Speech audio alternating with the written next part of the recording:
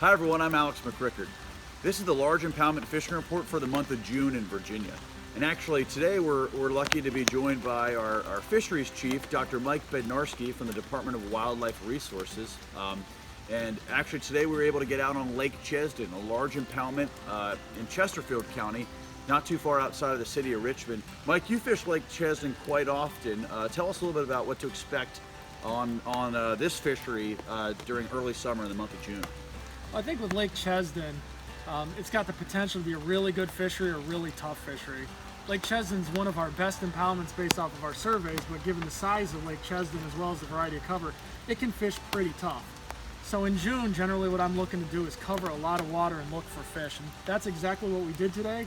And I think we did pretty well, all things considered. Yeah, absolutely. We found some fish today, and you raised a really good point, being able to cover a lot of water. I feel like on a lot of our larger impoundments, it can be a little bit intimidating. I mean, how many acres is Chesdin again? Chesdin's 3,000 acres, Alex. Yeah, 3,000 acres.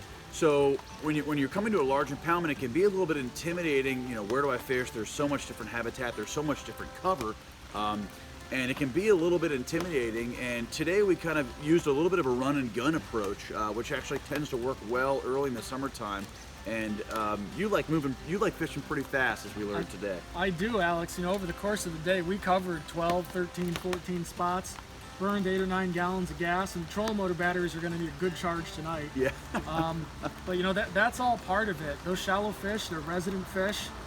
It's not like some of the offshore fishing, which we tried a little bit today, Sure. where you can pull up and get a lot of fish off of one spot. You've got to look for them. And that's what we did.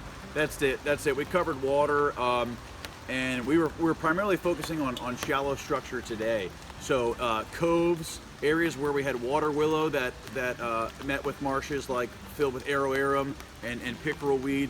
That soft structure was really good cover for the largemouth bass, and they were up in those areas today.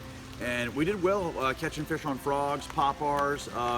You were throwing a whopper plopper for a little while. Some of those larger didn't baits. get a lot of hits on the whopper plopper, but we persevered and got on that interesting glide bait at the end of the day before we took 10 last casts before we headed out. Yeah, absolutely. So we even got some fish on some of those larger baits there. But yeah, I think, you know, being able to cover a lot of water and move quickly was key today.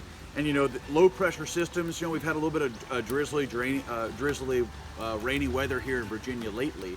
And we just kind of used that to our advantage today. It kind of cooled things down a little bit, and we're able to just try to move a lot of water and find fish that way. We saw the conditions change quite a bit. I was out on Chazdan last weekend, and we saw the water temperature fall from about 85 down to, we found 69 up to about 75 degrees today. Yeah. So it was quite a shock to the fish's system, but there's always some fish hungry. We found some. Always some fish hungry, yeah. And we used a lot of different techniques today. I tried to focus a lot of my efforts fly fishing early on. Got a couple fish on a clouser, but really the spinning rod outfished the fly rod probably 8-1 today. Able to cover so much more water. You know, throwing a spinning rod or a conventional lure today, especially when you're in that run and gun situation and you're trying to move a lot of water and fish quickly.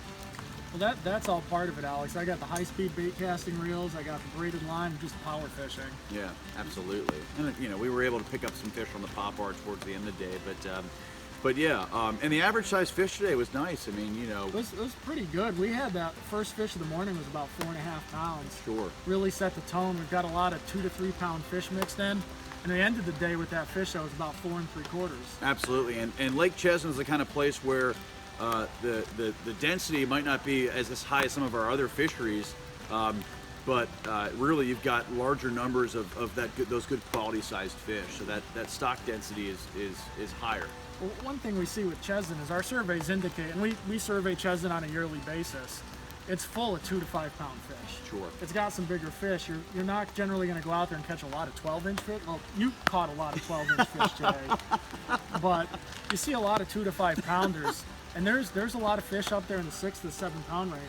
Yeah. You came out a little bit earlier this year with me, and yeah. we saw that fish that was 6 3/4 pounds in February. Yeah, early February, right off the bat, 39 degrees, water temp, cold morning, and getting some fish early on, some nice fish. So yeah, if you live in the Richmond area or the surrounding metropolitan area, Lake Chesdin is a great opportunity. It's, you know, again, a really large impoundment. And even if you don't necessarily have a bass boat, but maybe have access to a john boat, or even not even a motorized boat, you can do really well with a canoe or a kayak and fishing with a friend, and just covering the shoreline that way. Well, Alex, a lot of the stuff we caught fish off of was more in the down lake area. Sure. And that's readily accessible with a small john boat from our launch over in Dinwiddie County. Absolutely. So plenty of different opportunities for folks. But again, June, you want to be thinking about some of our great warm water opportunities in the state of Virginia. And really, summertime largemouth bass fishing is quite fun. So hopefully these tips and tricks can help you be successful out on the water. And we'll see you out there, and we look forward to the next fishing report. Stay tuned, and we'll see you next time.